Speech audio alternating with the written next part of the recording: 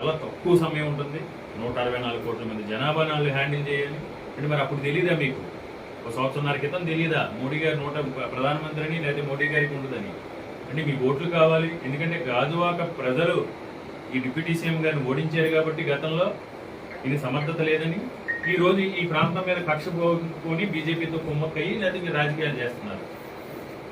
ఒకవైపు చంద్రబాబు నాయుడు, ఒకవైపు ఈ ప్రాంతం నుంచి కేంద్ర మంత్రిగా ప్రాతినిధ్యం వస్తున్న రామ్మోహన్ నాయుడు గారు.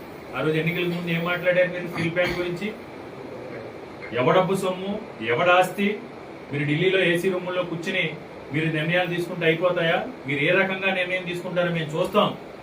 స్టీల్ ప్లాంట్ ఎట్టి పరిస్థితుల్లోనూ కూడా ప్రైవేటీకరణ కానివ్వం అని మాట్లాడింది మీరు. ఈరోజు ఏమైంది? కనీసం మీరు దీని మీద స్పందించట్లేదు. అంటే మీరు మీకు ఉన్న మీ పదవి మీద ఆశో, పదవి వ్యామోహమో, అధికారం మీద వ్యామోహమో కావచ్చు, కనీసం దీని మీద స్పందించే నాదులు లేదు.